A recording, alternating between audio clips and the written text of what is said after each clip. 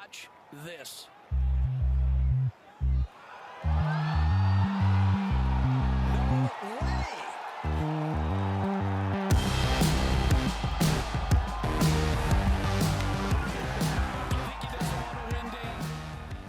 Hello and welcome back to another episode of the Cookie Jar Golf podcast, brought to you in partnership with FootJoy, podding live from Winter Park, Orlando. Today I'm joined by Sam Williams. Sam, welcome. Tom, thanks for having me for the last 10 days. And tourist guest extraordinaire, Noades. Hello, thank you for having me. Ryan, for those of you that didn't listen to our extraordinary tour pod, two-part tour pod last year when we were in South Carolina and Georgia, who are you? Managing director, part owner with the rest of my family of the Addington Golf Club in London, Tempo Town, Surrey. Tempo Town. You've loved Tempo Town this tour, haven't you? This is going to be three men. Great to have you back on the pod. Giddy as kippers. So last year, Ryan's name was on 4 podcasts because we did the great 2-part Course Diaries series where we were drinking beer in an undisclosed location in South London. Yeah. And then we did the wrap-up one for the tour last year. And this will be a 2-parter. So you're actually really... Cooking on gas. Yeah, you're flying. Bringing it to 6. Chairman of Hot Takes, I would call him. Oh, Chairman of Hot Takes. So, boys, this is going to be 2 hours long. So it's going to be a 2-parter. Brevity, considering the amount of stuff that's happened in the last 10 days, brevity is going to need to be exercised. Yeah.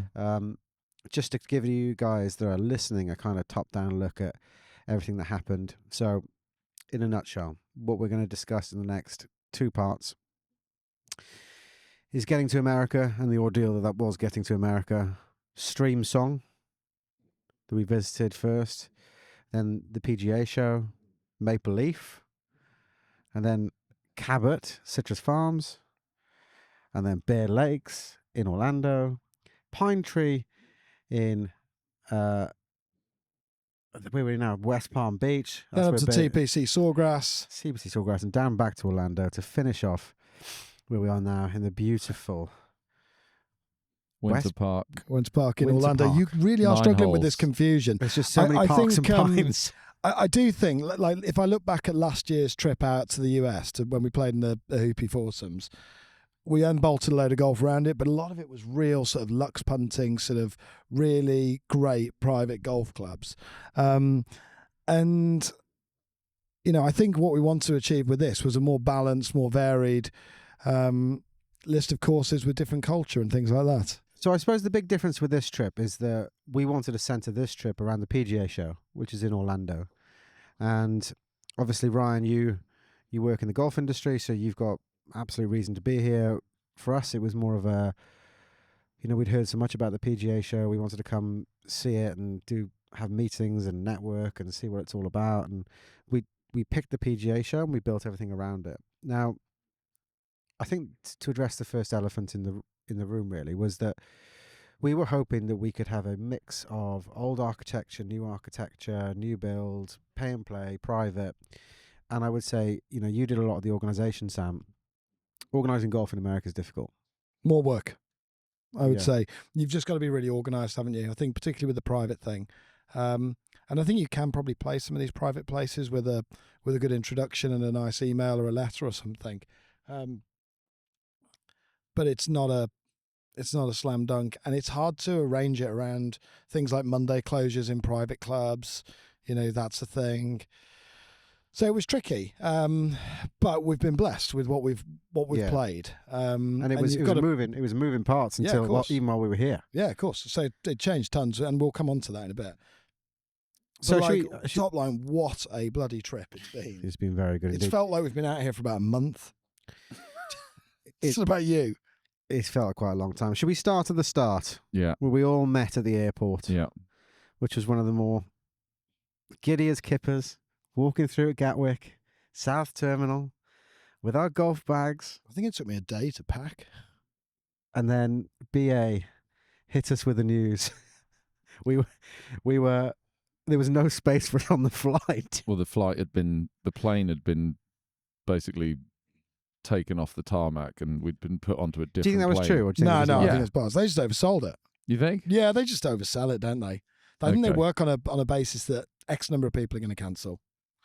And Well- it's fine margins. If everyone turns up for that flight, I think they're like, so we were "Oh, told shit." there were too many people on the plane, and Yeah. someone had to get off. So which actually sort of played into our hands, because in hindsight, flying into Tampa was perfect, wasn't it? Yeah, Because we were a bit flexible with it. We basically Yeah. worked out our options, whether we go the next day or wait however many hours. I don't even know if there was another flight later in the day, but we ended up flying to Tampa. yeah, so we flew to Tampa, and I think we spent at least half of the flight discussing the format for this tour. Good segue. Good segue. So I think it's really hard when you go away with a small group of guys and you play for, I don't know, like what we lost count of rounds, 10, 11 Do we know how many rounds rounds of we golf. I started working it out, and then I started chatting to that gentleman. But it's hard, because if you run it cumulatively, it kind of loses meaning, because what happens is someone who's consistent and just keeps scoring well just runs away with it, and the last few doesn't matter. So what we landed on, Ryan, how did it work? We had 11 rounds, if you count all the wedge and the squeeze at the That's Cabot. citrus. So I guess the concern was, if you have this cumulative thing that people usually do, then by in a 10-round week, you're going to have round 6 and 7, someone's out of it and getting dejected, and it's boring. So we thought, right, let's have a pot. We don't want to be paying each other too much money, and each day. Paid for 350 quid today. Round for 9 holes. Well, it evolved during the week where we sort of started turning the dial up. We arrived at double bogeys on a given round. You put £10 into the pot. Net double bogeys. Net double bogeys. And if a net birdie, the other two put £5 into the pot. If Net eagles. net eagles are 15, and if Each. you were by chance to have a net albatross, then I think it was going to be net 30. And if you have consecutive holes or doubles or birdies, then it doubles the amount. And Every time. yeah, so the pot for the end of the day that's created from all those doubles and birdies, we are playing for on the subsequent day. So if you have a bad day and you put a lot of money into the pot, it doesn't mean you lose all that money. You got the chance to win it back the following day. And that worked really, Really well. works well. wonderfully. I loved By it. the way, we did that We got lucky there, I completely feel. off the cuff. Yeah. In about 10 minutes, sat on the plane, not really able to hear each other, over a few Bloody Marys, and we absolutely nailed it. It It just worked. It's the best tour format I think that I've ever played, easily. Yeah. It Because works at the beginning, brilliantly. before you started putting these multipliers on, at the beginning it was just like, bogeys going to the pot, birdies going to the pot, and the pots were like, you might be 30 quid in each. well. at So the we, end of the day. we did it so that it doubles if you have consecutive birdies yourself or consecutive doubles, but we changed it that it doubles regardless of who has the birdie or double. If it's Yes, consecutive if you birdie holes, 1, I Yeah, birdie 2, yeah. Sam birdies 3. yeah, it's then suddenly we all of go a sudden 5, fourth is 10, like- 20. Yeah, it's the just other two rampant. Which is winning when in. it's expensive for you personally, is Yeah. if you get the double. So if you guys were like bouncing backwards and forwards with doubles for 2 Why or 3 wouldn't you holes. get doubles? Just saying hypothetically. I'm just saying hypothetically. I haven't made it. If I didn't make any doubles in the first 3 holes, but then it's at 40, the next one, if I double, is going to cost me 80. Yeah. It Which- gets which- quite terrifying. Yeah, which we had happen. You had a 6-foot putt But you it asked me to never- give you Yeah. because it was for £160 £160 if yeah. you missed, which I thought that's the whole point in the game. This Showing is what of we're here character it for. went in, didn't it? So No, but you did ask for quite some time. Thing is, boys, I was going for that part. You really want to make this? You're going to watch a grown man like 6 that was foot a pine tree, wasn't it? And I just kind of knew if I walked around it for long enough, it would get given, but it didn't. I mean, Ryan was absolutely. It was like 6.5 feet. slider left to right. Well, you do reach a point when there's a level of money that's you want it to be interesting, Yeah, but equally there's nothing worse than taking someone's trousers down Yeah. for cash. yeah. And when you are just like you're on a double streak, it was just getting quite expensive.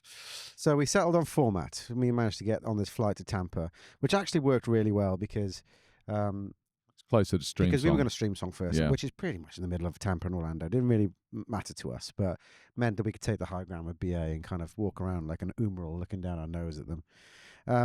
But one of the things I think the first notice when we landed was like the scale of America. And it was worse last year in Atlanta, but it had the same at Tampa.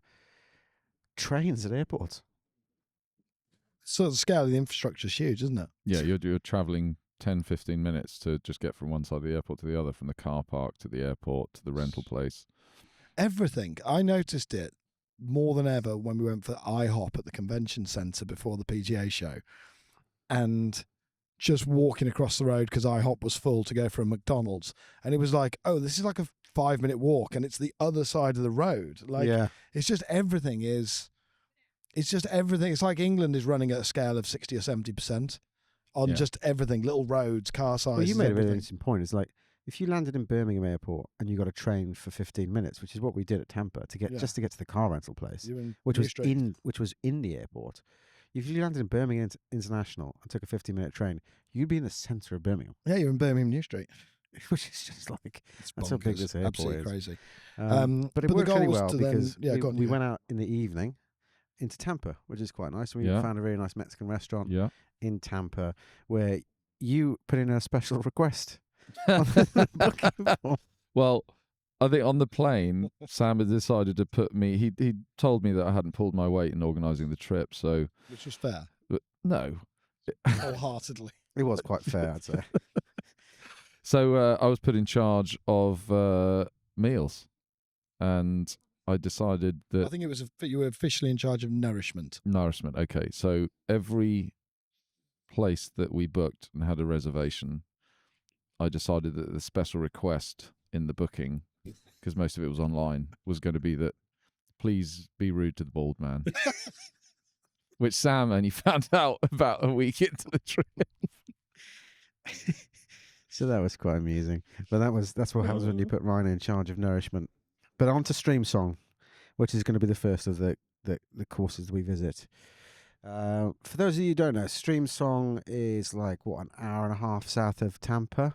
Or like an hour away from Tampa? Yeah, something like that.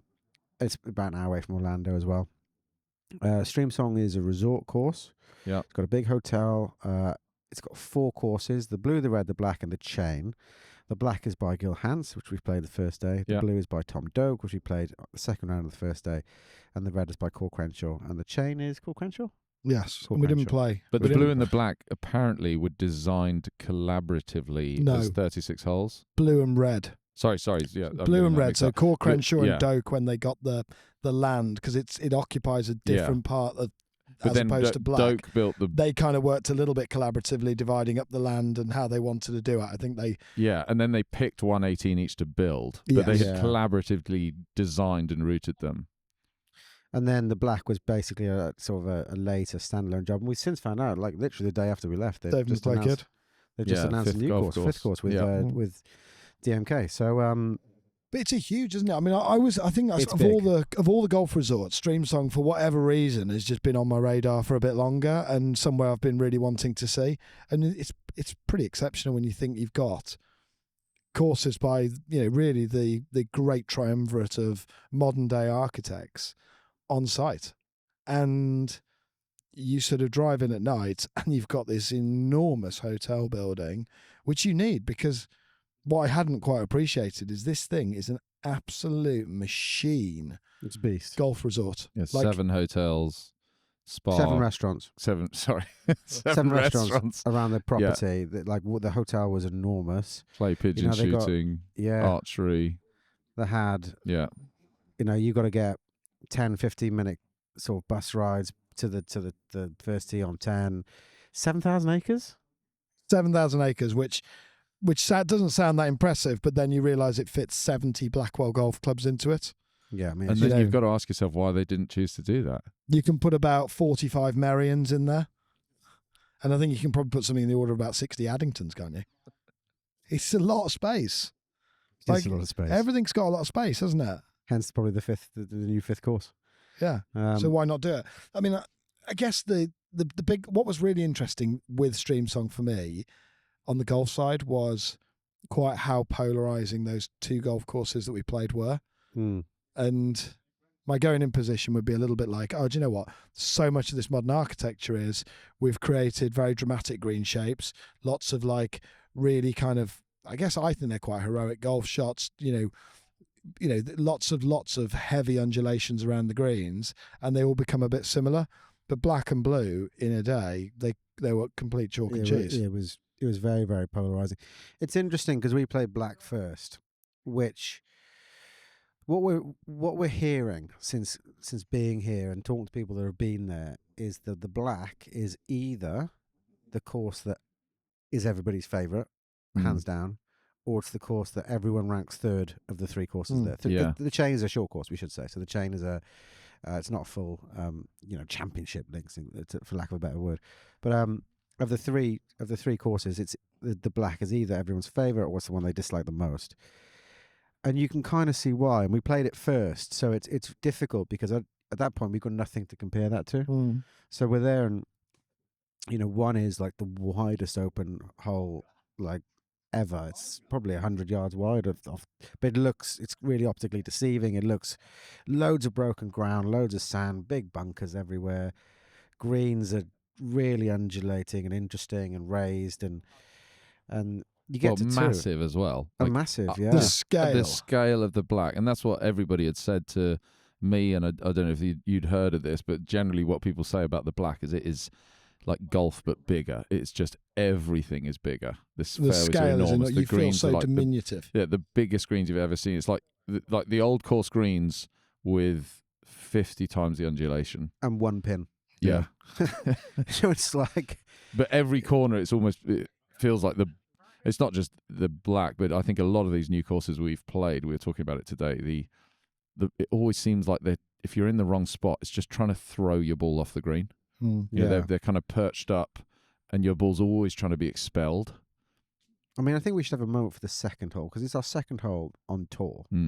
It's the second hole of the black. Most discussed hole on tour. It's been the most, like, even to, this is day 10, we fly home in 4 or 5 hours. It's still the hole that we still talk about pretty much every day. Yeah. And it's basically, it led to a massive argument. Huge conversation in the car. Where these two nearly pulled over in the car and had blows about the difference between strategic and penal architecture. I should say we met Gil Hans the next day. He designed the golf course, and he agreed with me. Gil Hans designed the course. We met him the next day, and he kind of agreed with. It's a short four, and it's short four. It's 310 yards. And so it's actually I didn't get the chance to ask Gil this, but it's, to my eye, was the closest thing I've seen to what we understand the 8th hole on the new at the Addington to have been, which was the one that Tom Simpson drew the sketch of. Get in there and Bring make it it about make you. it about you. All tour, just bringing it back to the Addington for a second. So if we come back to that penal and strategic conversation later, so people know, massively wide fairway, incredibly narrow and long green, set at a 45-degree angle to the hole. So you basically, if you play up the left, you've then got a long length of green you can chip up. If you play up the right, you are coming then across the very narrow width of the green, and you just basically can't miss, and then you're playing ping pong over the green. It was very, very raised, the green, and it was very well protected on the right 2/3 of the green. So there was a way you could get up to the green. Yeah, you play short left, and it would have left you. Really, really, really. But it's drivable off the tee as well. Yeah. So if you went for the green, which a lot of us did, then you basically hit anywhere middle or right or long of the green, and you cannot then get back onto the green. Yeah. Whereas if you played short left, which we know now, you actually could have chipped up the length of the green and had a far easier time of it. It strikes me as we talked about this. We've talked about it ad nauseum, but it's a Tom Simpson quote. It's the mad masterpieces that linger in the mind, and like. It wasn't a hole. I wouldn't want 18 of them. You know what I mean? But it was a wonderful golf hole, and I find it it's the first time Strings on Black's going to be compared with Painswick. But I played Painswick, and I hated it. I was like, it's too, like, everything's drivable, and I played crap, and I went in the wrong spots. And after I left Painswick, all I could do was think about Painswick. Yeah. It's like I really want to. I really, really want to go back. I want to go there. I want to go there. I want to play there. And it's like, isn't that exactly what we want? Which is why the blue course was so different, because the blue was just much more rolling. You still had a lot of drama with big dunes, and there's some really standout driving holes. But the green complexes, everything was a lot more muted. So the jeopardy, and then my feeling with black and blue was that on the black, every single shot had enormous amounts of consequence, which is why it's like that penal and strategic debate is, you're taking on shots that either pay off really well or really badly, and there's very rarely an in-between. Whereas the blue, you're kind of playing, I'm going to get this wrong, it's sort of pretty early in the front nine, maybe the 4th, And you've got that huge bunker that sits sort of short right, and you get up and you're on top of the green. You're expecting to see, massive sort of buried elephants again. And it was like, no, it's all sort of more gentle. Much more traditional. And it works well as a contrast. Do I have a preference? If I played my golf every day, I'd play the blue.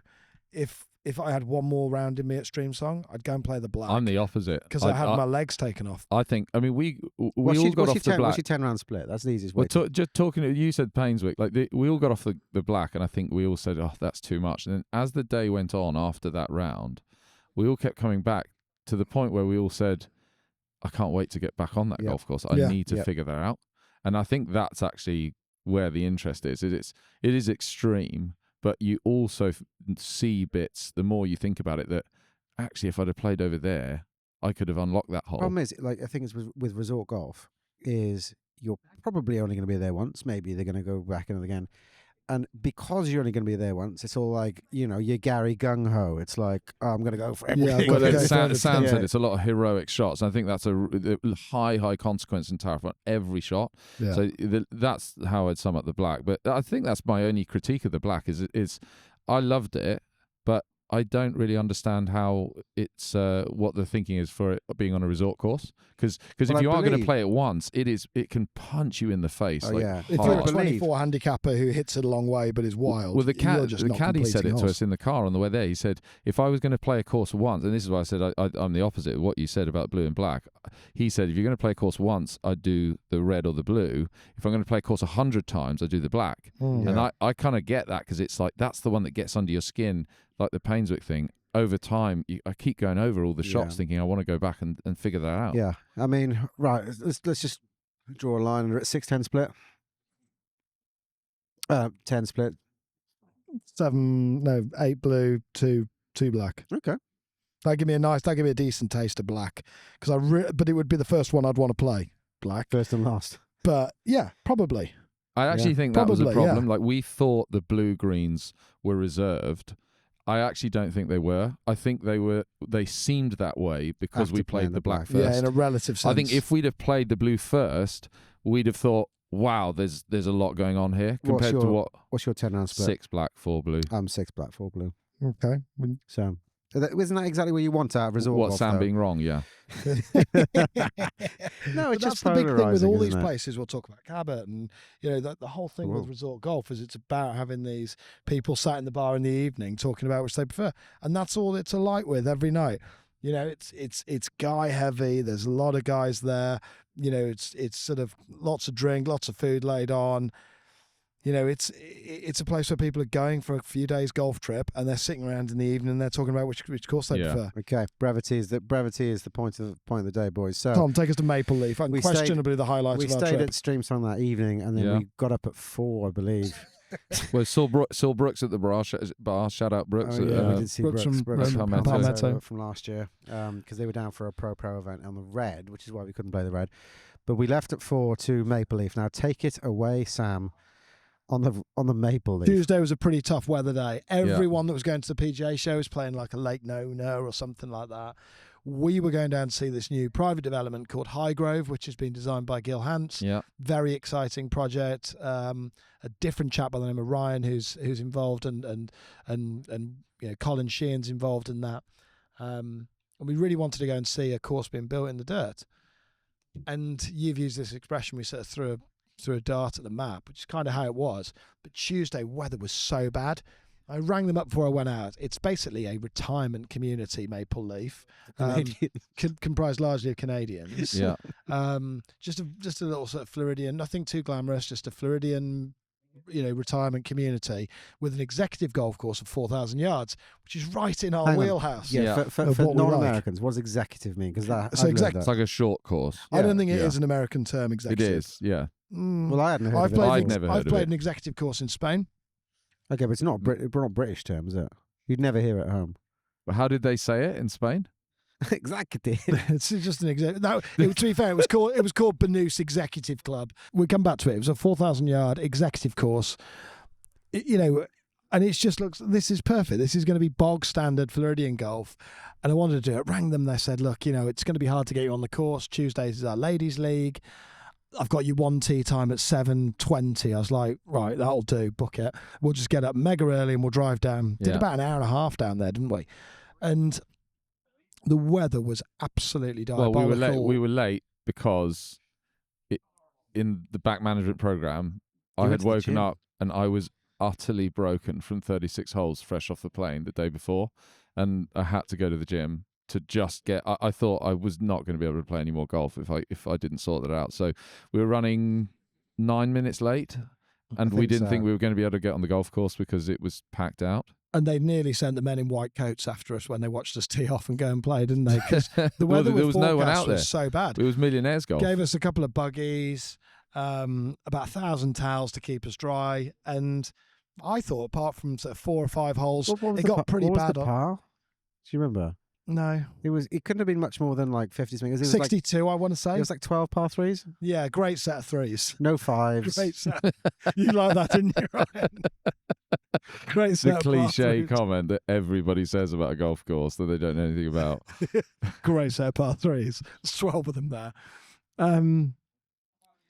But yeah, I mean, it was delightful. And actually, I thought we were going to get hosed on, and we kind of we Well, we had 3 stole holes one of rain, back didn't there. we? And then the Literally- day was meant to be pure rain, and it just the clouds parted, and we were Well, they up didn't until the part. 18th hole. The clouds were still there. Yeah, but there was- Someone didn't turned rain on us. Someone turned the taps off for we were around that. We had 18 holes in the can by 10:10 in the morning, Yeah. didn't we? Yeah, it was in. We were in And- buggies. We just absolutely Yeah, we're flying around. cart, which is another thing that's come up. If you say buggy to American, they think you're some sort of imbecile. Yeah, We were in carts. Yeah, we flew and around, didn't we? It's just like, do you know what? When you've got a course where the greens were still really good, it was in good condition.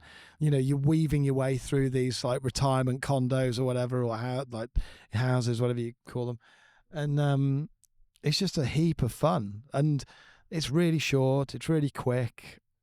Is there a standout golf hole on there? I'm sort of. There was that island green. There was an island green par 4 at about 260. It was like 10. That was 10 or it was just 10. by the clubhouse. We're next to it. There was that activity centre and library. There was in that little, There was a sort of mobile reenactment home. centre. Yeah. But there were holes like 9's a great par 3, wasn't there? I mean, that was one of the great golf course routings I found. You drove up off the 8th The green. best use of land since You Marion. turn right to play the 9th as a par 3 back to the clubhouse. And the 10th tee is left of the 8th green. So you play the entire 170-yard par 3 across the lake, Yeah, go down to the green, putt and out. walk all the way You back. do a complete U-turn, come all the way back to the 8th green, and then play 10th left. I think that's what's missing in modern architecture. We've gone away quality. from it so far. We need some of that back again. But do you know what I mean? It's like $40 to play. I think he stuck us on a twilight rate because he thought we were just never going to get Convinced we weren't round. going to finish it, wasn't it? And That's it's post woke. the second we came off that course, it pissed it down. I think it was ever so slightly pre-woke. And then headed down to right.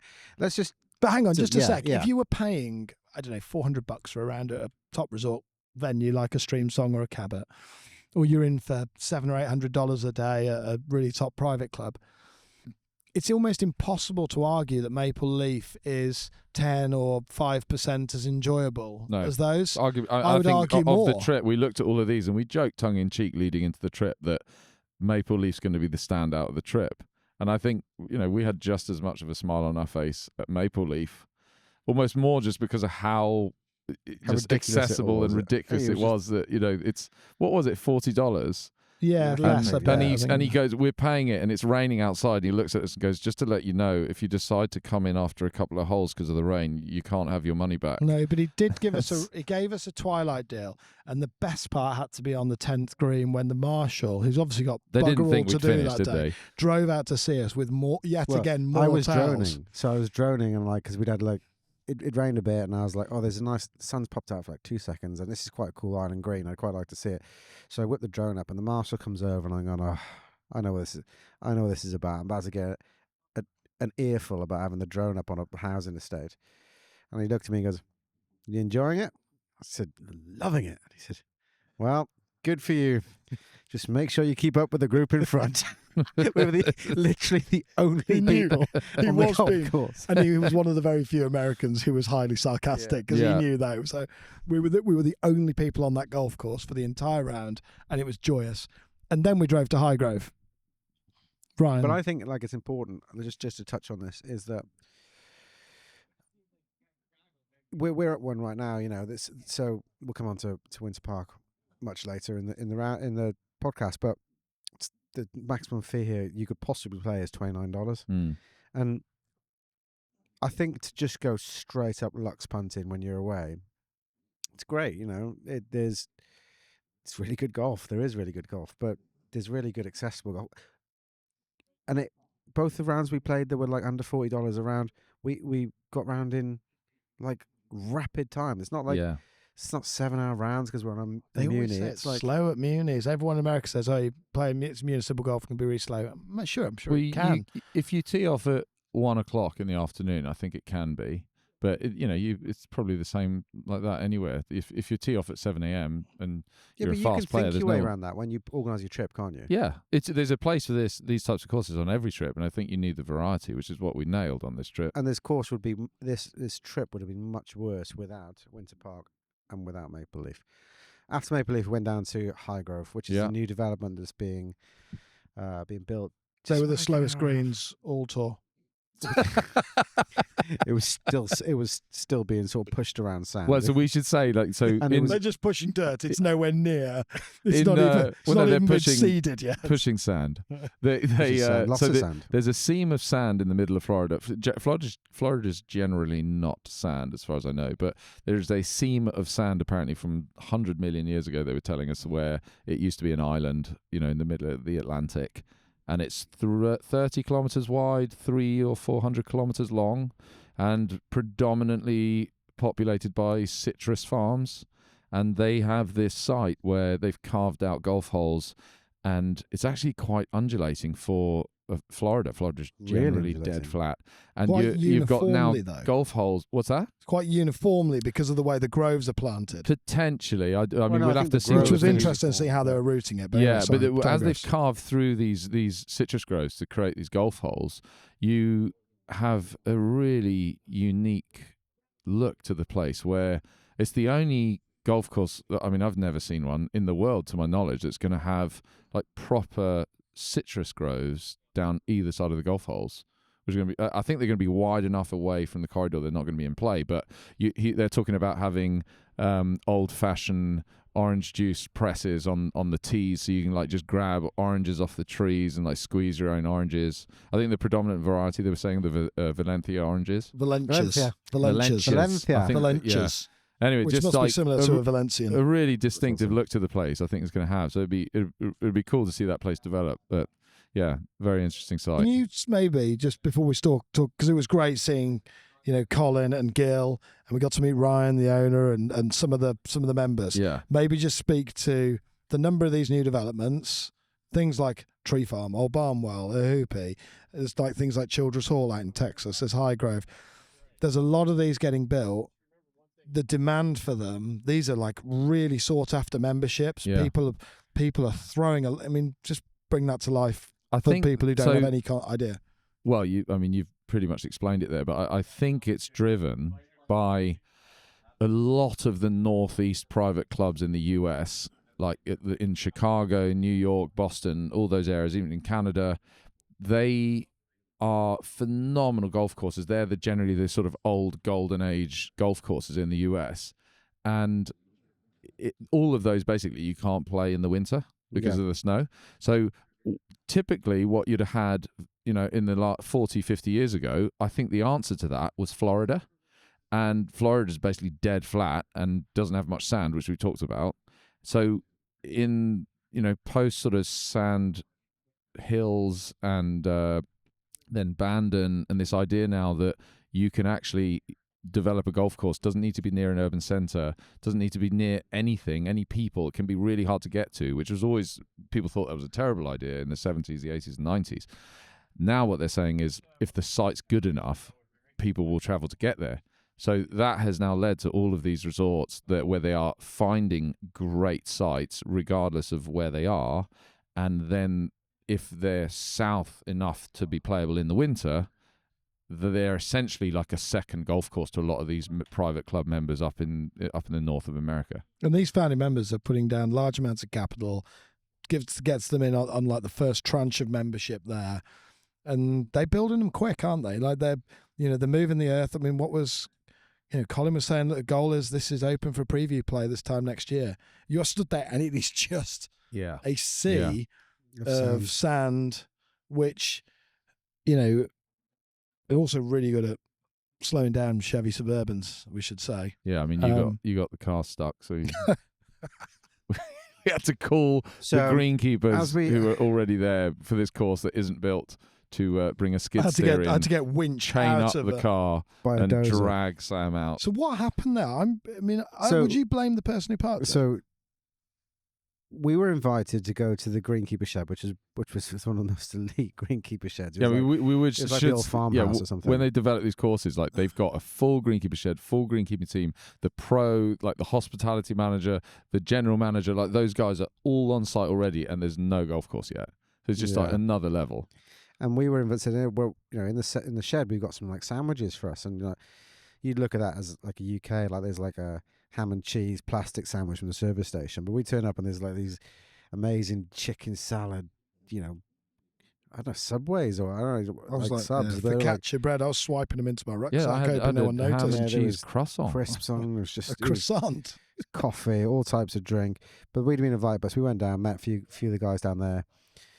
But on the way in, we'd driven in, and Colin Sheehan had jumped in the front seat with Ryan. He's like, drive down. Right, just chuck it in there. And Ryan just slams the left on and jumps into this spot that's downhill facing an orange tree. And it's like, okay, we'll just leave it there. It was a little bit wet because we went to Florida where it's been like hosing down and freezing cold. It's got a bit better now, but the weather was bad. And at the time it was hosing down. So we were like, okay, it's raining. Slam it in there. Go get these sandwiches. Do whatever we're doing. Come out. Right, we need to go now. Then Sam jumps in the driver's seat and tries to go out, and just holds his foot on the gas. He just held his foot down on the accelerator. Steady on. I immediately realised the wheels were spinning, and I said, "Hang fire, boys! I think we're stuck." I then tried to move forward a little bit, move back a bit, did it gently, and Ryan just said, "Just hammer it." So I was holding this thing down, and presumably we didn't realise at the time we were sinking literally down to the chassis. Tom and I saw. I didn't realise quite how bad a situation we were in until I got out of the car and I was like, "Oh shit! This is like." So we're now down to the chassis. I thought we needed a crane. We did need a crane. We got the dozer to pull us out, but we were like, "Oh right, well, so we're proper stuck." And where we'd gone for sandwiches was like the super, the GM, some founding members, the owner, Colin Sheehan, and they all come out like it's like entertainment time. The only person that wasn't there was Gil. Coming out watching these three British idiots. They've never seen like sand before, stuck in their car, and we had some of the shapers on site or some of the construction workers on site came up and put chains on the vehicle. They chained up the chassis, and we were like, There's no like tow bar there. There's a strong chance. But they give you that look where it's like they're coming to deal with it, and you are very clearly the children in the situation. And it was me. I was just there with a GoPro. And I was just filming the whole thing. That made it so much worse. You're sat there, it seems like, do I help? Do I not? He seems like he's going to get annoyed if I help. But I'll just get the camera out and film all of this. And meanwhile, Ryan's gone and Googling because it's it's usually in 2-wheel drive. So Ryan's like, how do I put it in 4-wheel drive? Yeah, to be fair, shout out Frank the super. We're trying to figure out how to put it in 4-wheel drive. There's no way this car is not a 4-wheel drive. It's massive. And so I Google how to put a Chevrolet Suburban into 4-wheel drive. And the answer is, in the manual, press the 4-wheel drive button. Which definitely didn't exist. So Frank gets in to help us out. He's in the driver's seat now. He's looking around for a bit. We think he knows what he's doing. He looks at me and goes, where the fuck's the 4-wheel drive button? Apparently there isn't one. 2-wheel drive car. Call all the greenkeepers out. Drag us out. Have to stop shaping the golf course to pull us out. It was amazing seeing how they just take in a huge area of land, route a golf course. And we talked about it, like if you were just like a have-a-go architect, is it easier to just have 5,000 acres of like unspoilt sand on rolling terrain, or 100 acres of an awkward site? I think Gil actually answered that for us, didn't he? We asked him, is it easier to have a big blank canvas where you can go in any direction, or a constrained site? And he goes, no, the blank canvas is harder because you've just got so many options. Do they? I mean, no, but I completely agree. Like, if the land gives you something, you start from there or go from there or end there. And you're like, well, that's where the clubhouse is going to be, because where else would you put the clubhouse? Exactly. Or, you know what I mean? But if it's like, right, we've got 7,000 acres of flat land here, what do we do? It's like the Black at Stream song, apparently it was dead flat. They had, all the movement that you see was shaped, and it's really interesting when you think that that's what's come out, because it didn't look. I mean, there were some extremes around the edges maybe, but it didn't look like artificial land movement at all. No, it looked like rolling land. But yeah, so we got out of Highgrove, got winched out, got on the way, and went down to Orlando for the show. I would love to play that golf course when it opens. Highgrove. Yeah, no, it did look really cool. But for the simple reason, I find it almost impossible to picture what it's going to look like. Just so people know, some of those green pads, he had finished one green pad, which I think is the second hole, and I was like, wow, that just looks gorgeous. Like you would expect the green sites to look on really well-built courses by Gil Hands. Yeah. And you just sit there and think, it's just, there's nothing else around this. Like, how have you got the vision to sort of see how this is all going to rise up and into the next? It was just really interesting. So people know what kind of that experience was. We got into a Polaris like utility vehicle, all-terrain vehicle, which is like, it had to have these like really like studded wheels to be able to drive around the sand. But they put first they clear the corridor. So I guess they have a topo survey, like a level survey, and they decide where they're going to put the greens and tees and where the corridors are going to be. They clear the corridors of the citrus groves, and then they put these enormous poles. I'm going to say they're like 30, 40 feet tall white poles with spray paint on to say like this is the third tee or the third green or whatever. So those poles are then in place, and then you can actually then drive or walk the routing to say, okay, this is the third tee, and you can see then the next pole in the distance to say that's where the green would be, and you can see the corridor that they've cleared. Like 12 feet between the poles. Yeah. And it was like, certainly in the back nine, the front nine were being cleared. Yeah. The back nine was like, and that you're just driving through this 12 feet in the Polaris, whatever. So you can kind of like see what they're talking about. You do need someone to show you, but yeah, it was a really cool experience, just getting crammed into the back of the Polaris and just gunning it around the sand dunes, just kind of seeing a golf course come to life. 5 minutes on the PGA show. We drove up to Orlando. I mean, it's just international drive, isn't it? Booked an Airbnb. It's clearly not a bloody Airbnb. Someone is subletting hotel rooms or some chicanery. It's literally enormous venues. Not much. It's just huge scale, isn't it? It's enormous. What was your take on the PGA show? Because like you watch American films and you're like, oh yeah, I'm gonna go to the bathtub convention, and you're like, oh right, what's this? And they all have conventions, and I don't think that really exists in the UK, not to my knowledge anyway. But we went to the PGA show, and the sheer scale of it is just absolutely enormous. It's kind of, you walk in and it's just wall to wall of like, I couldn't even guess how big it was. 200 meters? 300 meters? Like just that bit inside? I don't know. It's like, It's just enormous. Like a full par 5 really from end to end, wasn't it? Well, everyone sort of thinks that the golf industry is this small sort of world with a few big equipment manufacturers and then some sort of, arty brands on the surrounds and stuff. On the PGA Tour. And you get there, and it was like, it was exactly, the whole thing felt like I was Mark Baum in the Big Short. Well, when he goes to the mortgage convention and he walks out and goes, it's a bubble. It's a bubble. It's definitely a bubble. The whole thing just felt like that. It was just enormous. The big business of golf. But there was also like loads of small businesses that have put thousands a load of thousands of booths of independent businesses, selling golf products. But like selling, it's just the sheer variety, which was the really interesting thing.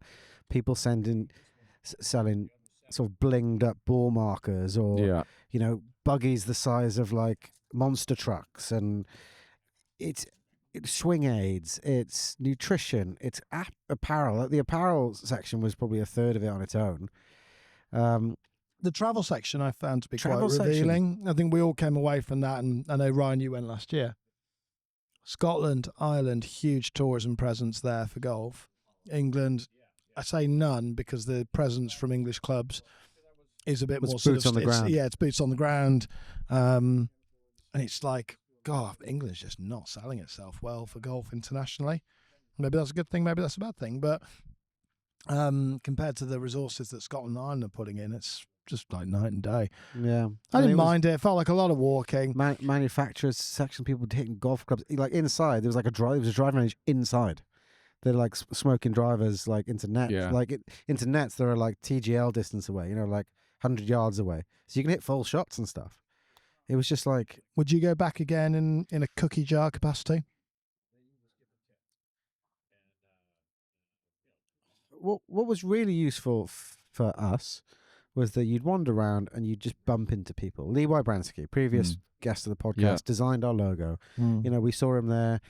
We started chatting with him, and then he's like, "Oh, love what you guys do." And then he pulls up his trouser leg and he's wearing his cookie jar socks. He's like, "I thought you might be. It's a special occasion." Pulls up his cookie. That is the best bit about the show, is that, and I think I said that to you boys before you go, is that you organise meetings and things to try and meet people while you're there, but it is everybody in the golf industry in the whole world in the same place at the same time. For a week effectively, and you never know what opportunities are going to arise. The best meetings I've ever had at the show invariably are the ones that you don't plan for. Yeah, it's you just, like you said, you just bump into people. Everybody's there. So where do we go? I mean, I don't know. I think I'm at the end of a very long tour. My wife is very angry with me. I'm probably going to have to go back and just deal with that for a little while, and then maybe next year we'll decide whether I'd go again. But absence might make the heart grow fonder. I didn't hate it. I guess it depends what subsection of the industry you're in.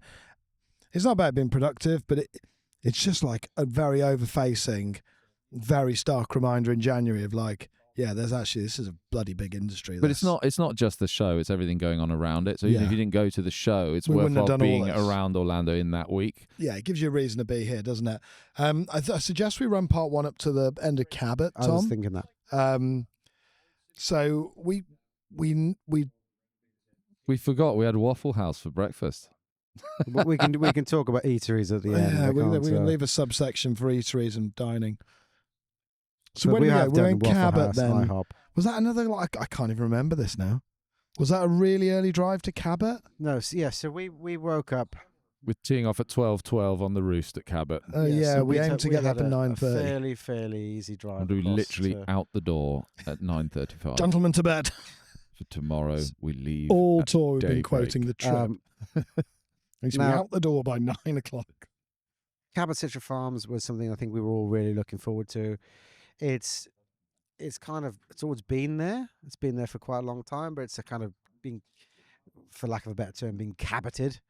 And now they've opened up. It's got 36 holes driving range. It's got this short par 3 course called the Wedge, and then there's this like a 10, 11 hole short course, which is like drivable par 4s and long par 5s. The Squeeze. Called the Squeeze. Yeah. So there's 4 things kind of you can do on there.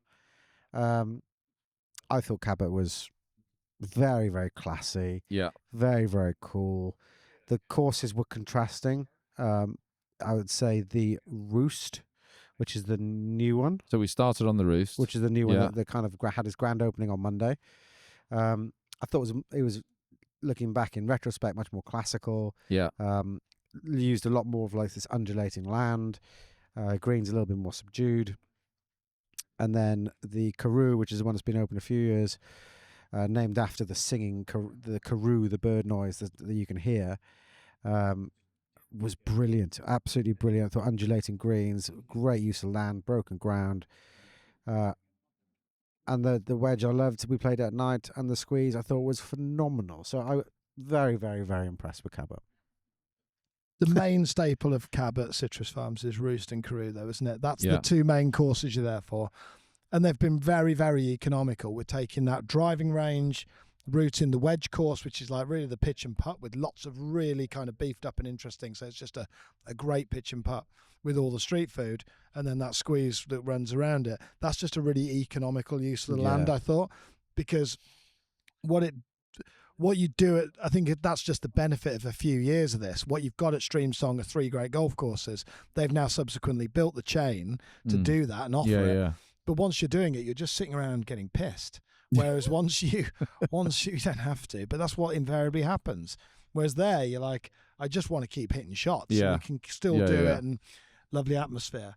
And it's all floodlit, so the wedge we played at night, the driving range is all floodlit. So shall we go through the courses? Like, Well, what do Roost you and think of the Karoo, Roost? I think, so Roost is the was day brand new. one. Roost the brand spanker. So Yeah. that's literally just opened Yeah. 8 weeks ago or something. Very hot start on the Roost. First few holes of the Roost, I thought. Wide, were just like playable. mega. There is a theme with all these new courses, like not that it's good or bad, but they tend to be they're answering a problem I think these old courses have, where they tend to have been left behind by the equipment improvements, and the older courses are a lot narrower off the tee, and these new courses are providing a lot of width off the tee, and because of that, more open, sort of easier getting you away sort of vibe, they are providing probably more difficulty around the greens. Would you say? I'd say less so on the Roost, but if you But look generally at Black and Karoo, for like the modern golf courses are going kind of broad, wide corridors and more difficulty around the greens. I feel like golf architecture has swung so hard away from the 70s and 80s of muted flat greens, no jeopardy around the green site itself, but you nails to keep the ball in play. Yeah. Versus the sort of like the classical golden age stuff. It's now swung so far that way that we've got to a point where you can't build a golf course where any human being could lose a ball off the tee. I'm not sure that's the right answer. Do you not think that's a consequence, though, of resort golf? Yeah, well, you want to get people around. You want people that have never seen a golf course before to be able to go out and have a good game without getting hurt. But that's too how bad. they're building a hoopy or also- Barnwell as well. but It's also, not unique. You build. I mean, it's almost an impossible task, isn't it? Because you want to go build a good golf course that everyone's going to enjoy, that anyone can get round. And it's challenging for the people that want it's that. also challenging. That your nan could get around. They don't know whether there's going to be a +4 golfer turn up or a 36 handicapper, and they still have to get them around in a way that doesn't hold up the entire golf course. So I think if you're building resort golf certainly now, I think it's almost impossible to go I away would say from the that Roost model. does that though. The Roost Yeah, wasn't. Roost was a lot more classical. The greens were It kind wasn't of kind of rough, a though. bit more You couldn't lose a subtle. ball. Yeah, you couldn't really lose a ball. It was tree lined, and yet all under the trees wasn't like super gnarly. Like you were finding your golf ball. Tiny bit of There's water, two but- halves, aren't there? There's a half that's near the clubhouse side, which is more open and expansive. And then you've got that area past the sort of comfort station, as they call it, the halfway hut, Which which by the way, feels more... you could stop at 4 times. I've on your never round. done $250 in a halfway house in my life, and then you visit it 3 times, where you fall off down that hill, and you've got this sort of like intimate side, which is rolling hills, a bit like an Augusta, and has a sort of a bit of a Valderrama feel about it, which was nice because it's not just all of these courses, and I'm not bagging the Roost for it, and I don't understand why we came off Karoo preferring the Roost. I would say universally. I don't know if that's unfair. No, I would have said Karoo. Well, I think we all preferred the Karoo to the right. Roost. Yeah. Maybe. The Roost was still amazing. But I feel like all of the courses is not just the Roost. Every single one of these courses, you rip head cover off on every single tee. Yeah. There's not enough. That's fair. There's not enough times where you stood on the tee thinking, I don't know, 3 irons to play here or 4 irons. Well, yeah. Do you know what? That only happened once on this trip. And We'll come on to that. It was a place you would least expect. Yeah. It. We'll come on to that. And I think that was a bit when we played, and some of it's tees, and there's lots of different tees. But I love the Roost. I mean, it's a really nice classical golf course. 6,600. We played 6-6 pretty much most places. Yeah, almost the whole trip 6-6. Apart from we went to Two places. Bear Lakes, we played at 7. Yeah. Pine Tree, we played at 7. Maple Leaf, we played about 3-8, I think. And today we played 2-8. Yeah. So Not surprising we scored better today. Roost got the highs on the Roost were like really good, like and it never really sort of let up. Like it just had a really nice flow to things, which I enjoyed. It didn't feel like people were going for. People talk about albums, don't they? They're going for 18 sort of like, or 12 number 1 hits. Yeah. It didn't feel like that. It felt like more of an album. And the first hole, the first hole was so good. I don't think it's almost wasted on the first Yeah. because Yeah. it's so strong. Yeah.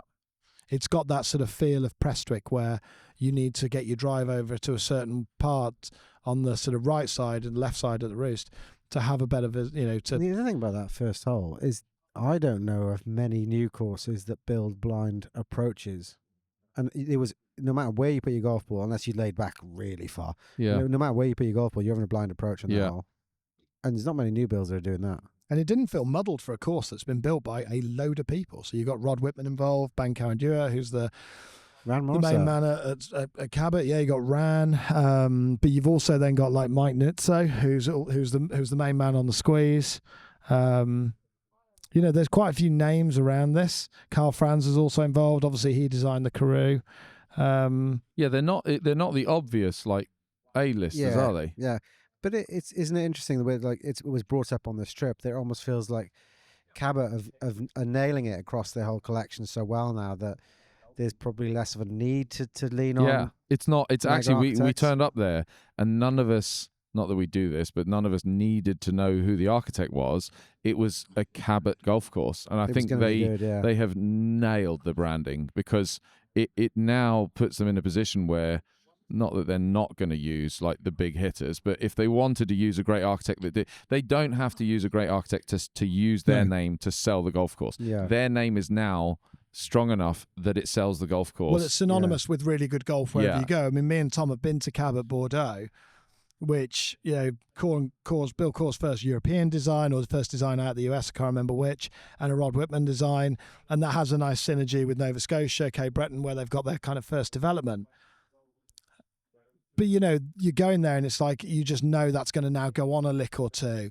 And I think what Cabot do so well is it feels a lot more boutique, doesn't it, around the amenities and everything around the course. Yeah, like the lodging is The branding smaller. is like, they're doing a very good job with that. Yeah. Because you walk in the pro shop and you're like, I mean, I'm not going to buy a load of stuff because you run out of puff in pro shops doing this quite a bit. That was the main difference, I'd say, between or noticeable difference between Streamsong and Cabot. Streamsong's like one big hotel building, and then Cabot is lots of little lodges. Is a much more intimate. It was like Bicester with feel. Like loads of really good golf. Everything was Bicester. like a village of rather than one building. You're in your own little building, and no, that was really nice. But the Roost, I think we came off, and maybe we just had quite a heavy dose of it. I remember sitting around the evening and me saying, I just think it's all going in one direction with all this golf course design. Width, open, can't lose the golf ball, gets increasingly hard by the green. There's nothing different. And then we play the Karoo, which ticks all of those boxes, which I then seemed to understand blow us away. Again, but the Yeah. Karoo was the one that, similar to the Black at Streamsong, that everyone was like, it's funny, when you say to someone, I'm going to go play here, if they love it, they'll say, oh, you'll have a great time, you're going to have it's brilliant, love that course. And if they don't love it, they'll say, I'm really interested to see what you think of that course. Yeah, they don't tell you they don't like it. Yeah, they just say, I'm really interested to see what They you think want about to that hear course. you say it. It's not coming out of their mouth. I heard that about the Black, and I heard it about the Karoo. And so I was like really interested to see what you boys think of that. And it's interesting that they like the Black. In terms of scale, like it's big greens, but like big the Black, undulation, big fairways. Yeah, it's all really interesting and like kind of had. I mean, the back end of Karoo, like the back nine, it's absolutely like blockbuster. I don't think I've seen. There's some golf holes on it, and the golf course in general. I haven't seen much, if anything, like that anywhere else in the world. Like it blew me away. I hope it's not just like hyperbole, but I loved every Well, you've let it second of that golf ingrediate course. now for a few days. It was just because, like you said, it ticks every one of those boxes that we all are cliche now, and it was spectacular. And I can't blame it. There was obviously a few absolute headliner holes, like 13 and 15. 13 with this mounding. It was like a good. very, very aggressive version of Rise Ninth as when you approach it. That knuckle in the middle, there was like loads of them. And that kind of underpinned the strategy of the hole, how you played around them. And 15 as a short four was, I mean, it was like teeing off in a watercolor. You're just desperate to go in and hit that shot, weren't you? And then was it 16 and then 16 the par three with the punch bowl pin we had. With like the thumbprint. Where there was the green had been expanded from one of the old green pads that were there before Cabot come in, and they they changed what was bunker to green, Right. so where that deep bunker was now where our pin was. So it was like you're looking at it and you're like, you boys have been playing. I didn't play well around Cabot, but you boys were like just looking at it, going like, Christ, this is ace time. This is like it felt like if you And put we it in nearly that did. bowl, it was just Yeah. going to go right next to the pin. Yeah. And it was just really, and some of the, again with the Karoo, massive green size. But it's interesting because like I think I'd heard like the greens are stupid, like you can get some really big parts, and yes, that's true. But because the greens were so big, it was almost like there were 3 greens that were connected. Yeah. And if you were over on the wrong green, it was like, well, that's completely your fault. That's nowhere near where the pin is. So it's like you deserve a They were more part there. zonal, whereas Yeah. black was more severe, But- and there was a very obvious pinnable spot that they'd be going for. I thought a hoopy was a bit like that, if I'm honest. A hoopy, most of the greens had 2 pin locations, Right. really. Whereas there I'm it not felt sure about that. well, no, I think no, because they were very severe at a hoopy. Whereas these they were much bigger greens, and the pinnable areas were more zonal. Like Yeah. so, and also I quite like the shaping. It didn't feel as like angular. It was, But the shaping everything was was more in keeping with the extreme on scale. Karoo, and yet it just seemed to work. Where I Yeah. think we've seen shaping like that elsewhere, and we've critiqued it because it's too extreme. And yet, like take 13, it's I mean that shaping leading into the green on the approach for the last 100 yards is mental. Like there's no bunkers. It is like a mogul ski run. Like they've they haven't just buried an elephant; they've buried a herd of elephants, But it's also a bit and like it just works. Like it's a bit like it's Barnwell, so though. good. like Barnwell, we talked about last year. I think if you throw out subtlety and you're happy for the punter to think, yeah, that's been shaped artificially, you can start to do really interesting things with the golf holes and kick the balls off into really interesting places because you're not worried about it being sympathetic to the environment. And I thought it had a bit of that. A bit Certainly of the that. 13. I think that for me, I tried to think about why the Karoo felt so different and yet was ticking similar boxes to other courses. And I think we mentioned it earlier where so much of the new stuff being built is the greens are perched up and the runoffs are down of the green. So it's always trying to hurt you and throw your ball away. And I think on Karoo, there was just enough of the opposite where, yes, there was extreme undulation, but it seemed to go up from the green. So it was helping your ball onto the green more often. Yeah. And the extreme version of this, like I played Sand Valley and the Mammoth course, Mammoth Dunes, I think it's called, where it's just huge bowls and everyone says they score their best ever round there. Now, that wasn't Karoo at all, but it just seemed to have, it still had some of the runoffs, but it seemed to tip more in the other direction where you just weren't, it seems like the shaping at a lot of these other courses, you're just getting screwed the whole time.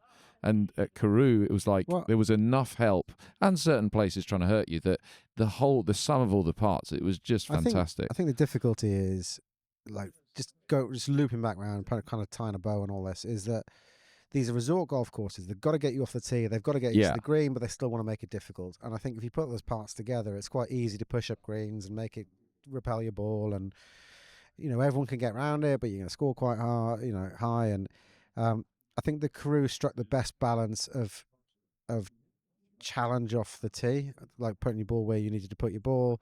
Then if you did that, the greens rewarded you by you'd have a kind of, you could feel it in from here. But I mean, I put myself in some spots around the Karoo that were just absolutely mega dead. It felt like madness, but it was intelligent madness. Couple of very quick parting thoughts on this. We absolutely nailed it on the Karoo with the caddy setup, because a lot of the time you kind of expected to take caddies. It's totally fair. But Karoo, and Roost, we had a 4 caddy and we pushed trolleys. And that was absolute. That was, I'd say, the best way to play the golf course, because 100%. they're big lands, big piece of land, and particularly if you've got camera equipment, you don't want to lug it around. Other thing, we talked about squeeze, wedge, driving range, etc. Thoughtful touches that have come in if you're developing a new site in the last 5 or 10 years versus 20 years ago. Stream song, you pass the halfway house once on each golf course. Cabot Citrus Farms, they've cottoned on to it and gone, we'll take them past the halfway house 2 or 3 times. Well, they reckon and take more money. They Yes, reckon 4 it's times. 4, Four yeah. on both, they reckon. Yeah, and you naturally end up spending a ton more money. But also because the 4 caddy walks in there and you just Yeah. follow him. And you think, I'm having another drink, am I? Before you know it, I've got another RPG Got cannon filled with Got another beers. trans- Shouts Best out the bit of Cuban merch. sandwiches. Oh, Well, yeah. the Cuban sandwiches, and then the cooler Yeah. tubes that fit 6 What did we cans of say lager. the name we were going to call it? The old Uber Cabot koozie? koozie. Cabot koozie. Hyper koozie. God, we really boozed on the Roost. Cabot, we were a bit more. The Karoo were a bit more restrained, but Yeah, I think four, it's the first four time caddy with trolleys, push trolleys was the way to go. That was mega. But I think are we going to put a an fork in it there? hour into the pod, I think we should have a comfort break. Another Miller Lite. We should Shout have out to our another Miller sponsors, Footjoy, but also unofficial sponsor Miller Lite. Let's put a bow on it. We'll come back next time where we're going to go over leaving Cabot, And why we didn't Going go to to- secession. not going to Secession, not going to Congaree, which was the original plan. And we will fill you all in. And until next time. Well, it's not an Until adios, next maybe time. it's an au revoir. Oh, goodness A gracious. bientôt. Watch this.